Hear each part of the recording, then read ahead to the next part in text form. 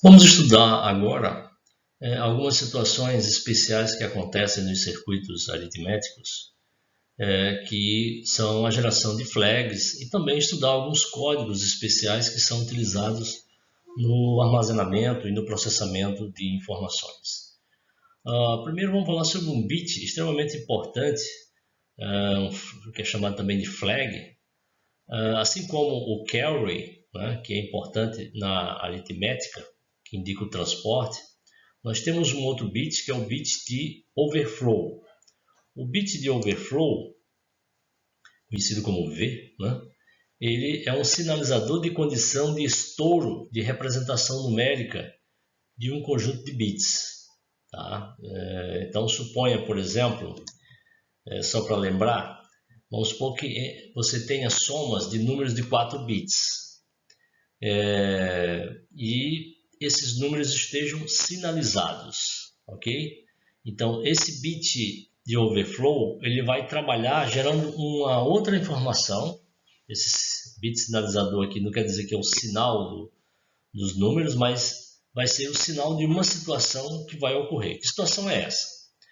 Quando você tem os números binários de 4 bits, você tem um conjunto limitado aqui de números, porque em 4 bits você só tem 16 combinações. Então você vai ter do número 0 até o 7 positivo e do menos 1 ao menos 8. Então você tem essas 16 combinações. Para a gente entender bem o que é o bit de overflow, vamos trabalhar com alguns exemplos.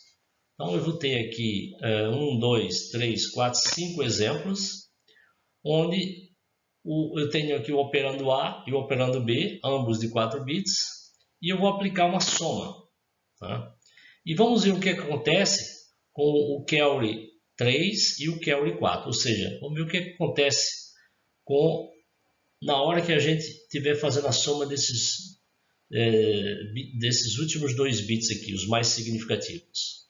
Então, vamos pensar, por exemplo, se a gente quiser somar 5 com 6. Então, aqui estão os dois números, 5 com 6. Então, 5 é um número que cabe dentro de uma representação sinalizada de 4 bits e 6 também. Portanto, eu tenho esses dois números válidos dentro de uma representação de complemento de 2, por exemplo. A partir do momento que é efetuada essa soma, o resultado, se você fizer bit a bit, você vai ver que o resultado vai ser isso daqui. Ó. Tá? Aí, o que nós temos aqui? Nós temos, pensando em decimal, o 11. 6 mais 5, 11. Só que 11 ultrapassa a capacidade de armazenamento de 4 bits sinalizados. Né? Nesse caso aqui, houve um carry 3 e não houve um carry 4. Tá? Se você aplicar esse número somado a esse, você vai ver que vai ter um carry aqui e não vai ter um carry aqui. Então, essa situação é uma situação que a gente chama de overflow. Por quê? Overflow, esse bit vai ser setado, porque o resultado gerado extrapolou a capacidade de armazenamento de 4 bits. Muito embora não tenha havido um carry final, tá? Houve um carry intermediário que fez com que se ultrapassasse aqui o número 7. Outro exemplo, 5 mais 2. 5 mais 2 a gente sabe que dá 7. Se eu fizer essa soma aqui, eu vou chegar nesses 3 bits em 1 e nesse em 0. Não vai ter o carry 3, nem vai ter o carry 4. Faça na ponta do lápis essa soma, que você vai chegar nesse resultado e vai ver que não tem nenhum desses carries. Portanto, quando eu somo o 2 com o 5, eu chego no número que ainda está dentro da tabela de números possíveis sinalizados para 4 bits. O máximo é mais 7. Então, nesse caso, não teve overflow. Essa outra situação é parecida, onde eu tenho aqui o menos 6. Vejam que o bit mais significativo está em 1, está em complemento de 2. Se eu somar com 5, o resultado vai ser menos 1.